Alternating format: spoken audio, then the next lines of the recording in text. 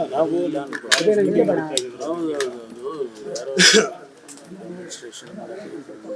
ನೀವು ಯಾವ board ಇರ್ತೀರೋ doubt ಆಯ್ತು, ಅದಕ್ಕೆ ಫೋನ್ ಮಾಡಿದ್ದೆ. ರೆಡಿನಾ? ಸರ್, ಸಿಲಿಂಡರ್ ವಿಚಾರವಾಗಿ ಈ ಸದ್ಯಕ್ಕೆ ಸಿಬಿಐ ಕೂಡ ರಾಜ್ಯಕ್ಕೆ ಎಂಟರ್ ಆಗಿದೆ. ಯಾಕಂದ್ರೆ ಕಾಳಸಂತೆಯಲ್ಲಿ ಅದನ್ನ ಅನಧಿಕೃತವಾಗಿ ಹೆಚ್ಚಿನ ದರಕ್ಕೆ ಮಾರ್ತಾ ಇದಾರೆ ಅಂತ ಆರೋಪ ಇದೆ. ಇಲ್ಲ, ಈಗಾಗಲೇ ನಮ್ಮ ಡಿ ಜಿ ಅವರು ಪ್ರತಿಯೊಂದು ಯೂನಿಟಿಗೂ ಕೂಡ ಇನ್ಸ್ಟ್ರಕ್ಷನ್ ಕೊಟ್ಟಿದ್ದಾರೆ. ಈಗ ನಾವು ಸರ್ಕಾರದ ವತಿಯಿಂದ ಭಾಳ ಎಚ್ಚರಿಕೆಯಿಂದ ಇದನ್ನು ಗಮನಿಸಬೇಕು. ಯಾರಾದರೂ ಕಾಳಸಂತೆಯಲ್ಲಿ ಮಾರಾಟ ಮಾಡೋರಿದ್ದರೆ ಅಥವಾ ಹೋರ್ಡಿಂಗ್ ಮಾಡೋರಿದ್ದರೆ ಅವ್ರನ್ನ ಇಮಿಡಿಯೇಟಾಗಿ ಅವ್ರ ಮೇಲೆ ಕ್ರಮ ತಗೋಬೇಕು ಅಂತ ಹೇಳಿ ಸೂಚನೆಯನ್ನು ನಾನೇ ಖುದ್ದಾಗಿ ಕೊಟ್ಟಿದ್ದೇನೆ. ಕಮಿಷನರು ಆಗಲೇ ಟೀಮ್ಗಳನ್ನು ಸೆಟಪ್ ಮಾಡಿ ಅದಕ್ಕೆ ಆ ಪ್ರಕ್ರಿಯೆಯನ್ನು ಮಾಡ್ತಾ ಇದ್ದಾರೆ. ಕಾಳಸಂತೆಯಲ್ಲಿ ಹೋರ್ಡಿಂಗ್ ಮಾಡಿ ಹೆಚ್ಚು ಬೆಲೆಗೆ ಮಾರಾಟ ಮಾಡೋದನ್ನು ಖಂಡಿತವಾಗಿ ನಾವು ಮಾನಿಟ್ರ್ ಮಾಡ್ತೀವಿ ಮತ್ತು ಅವ್ರ ಮೇಲೆ ಕ್ರಮ ತಗೊಳ್ತೀವಿ. ಆಮೇಲೆ ಇನ್ನೊಂದು, ನಿನ್ನೆ ಕಾಂಗ್ರೆಸ್ನ ಸುಮಾರು 25ರಿಂದ 30 ಜನ ಸೀನಿಯರ್ ಲೀಡರ್ಗಳು ಸಭೆ ನಡೆಸಿರೋದು. ಅಂದರೆ ಬರೀ ಫಸ್ಟ್ ಟೈಮರ್ಸ್ MLAಗಳಿಗೆ ಮಾತ್ರ ಅಲ್ಲ, ನಮ್ಮ ಸೀನಿಯಾರಿಟಿನೂ ನೀವು ಗಣನೆಗೆ ತೆಗೆದುಕೊಂಡು ನಮಗೂ ಮಿನಿಸ್ಟರ್ಶಿಪ್ ಕೊಡಬೇಕು ಅಂತ ಡೆಲ್ಲಿಗೆ ಹೋಗೋಕ್ಕೆ ಪ್ಲಾನ್ ಮಾಡಿದ್ದಾರೆ. ಅಲ್ಲ, ಆ್ಯಕ್ಚುಲಿ ಮೊನ್ನೆ ಕೂಡ ನಾನು ರಿಯಾಕ್ಟ್ ಮಾಡಿದ್ದೇನೆ ಈ ವಿಚಾರದಲ್ಲಿ. ಆಕಾಂಕ್ಷಿಗಳು ಭಾಳ ಜನ ಇದ್ದಾರೆ. ಪ್ರತಿಯೊಬ್ಬರಿಗೂ ರಾಜಕಾರಣಕ್ಕೆ ಬಂದಂಥ ಸಂದರ್ಭದಲ್ಲಿ ನಾನು MLA ಆಗಬೇಕು, MLA ಆದಮೇಲೆ ಮಂತ್ರಿ ಆಗಬೇಕು, ಮಂತ್ರಿ ಆದಮೇಲೆ ಇನ್ನೊಂದು ಆಗಬೇಕು, ಈ ಥರದ್ದು ಅವರ ಆಸೆಗಳಿದ್ದೇ ಇರುತ್ತೆ. ಇಲ್ಲಾಂದರೆ ರಾಜಕಾರಣಕ್ಕೆ ಯಾಕೆ ಬರ್ತಾರೆ?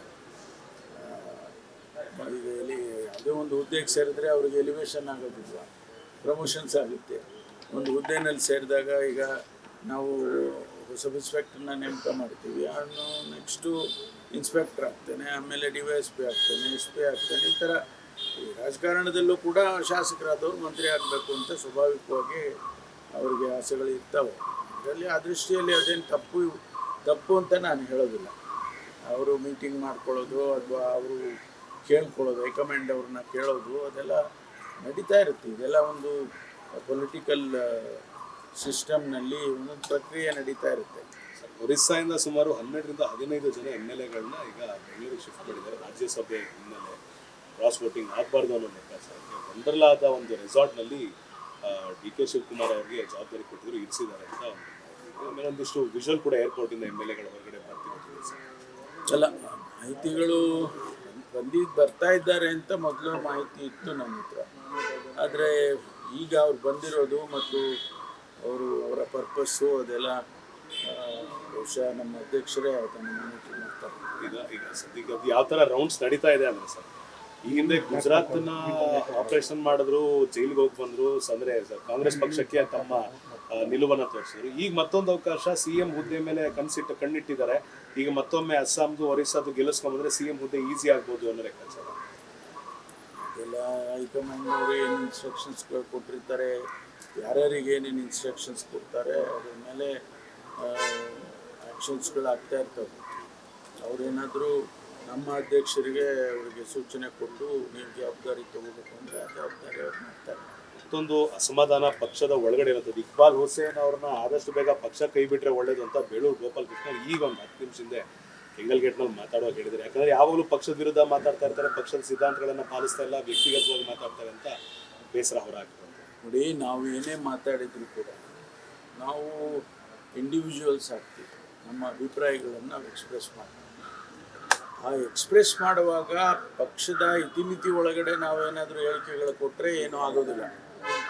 ಪಕ್ಷದ ಇತಿಮಿತಿಗಳನ್ನು ಮೀರಿ ನಾವು ಹೇಳಿಕೆ ಕೊಟ್ಟರೆ ಅದನ್ನು ಹೈಕಮಾಂಡ್ನವ್ರು ಗಮನಿಸ್ತಾರೆ. ಯಾವ ಸಂದರ್ಭದಲ್ಲಿ ಅದನ್ನು ತೆಗಿತಾರೆ ಅಂತ ಹೇಳಿದರೆ ನಮ್ಗೆ ಗೊತ್ತೇ ಆಗೋದಿಲ್ಲ.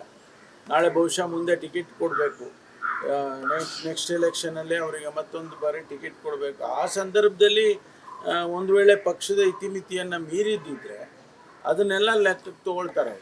ಸ್ಕ್ರೀನಿಂಗ್ ಕಮಿಟಿ ಕೂತ್ಕೊಳ್ಳುವಾಗ ಏನ್ರಿ ನೀವು ಈ ರೀತಿ ಮಾಡಿದ್ರಿ, ನೀವು ಹಿಂದೆ ಎಲ್ಲ ಪಕ್ಷದ ವಿರೋಧವಾಗಿ ಮಾತಾಡಿದ್ರಿ ಅಂತ ಹೇಳಿ ಅವೆಲ್ಲ ಬರ್ತವೆ. ಅದಕ್ಕೆ ಇಂಡಿವಿಜುವಲ್ಸ್ ಆಗಿ ಸ್ಟೇಟ್ಮೆಂಟ್ಗಳು ಕೊಡೋದು, ಅವರ ಅಭಿಪ್ರಾಯಗಳನ್ನ ಹೇಳ್ತಾರೆ ಅಷ್ಟೇ. Thank you. ಇನ್ನಷ್ಟು ಹೆಚ್ಚಿನ ಮಾಹಿತಿಗಾಗಿ ಫಾಲೋ ಮಾಡಿ ಬ್ರಿಗೇಡ್ ನ್ಯೂಸ್ ಕನ್ನಡ.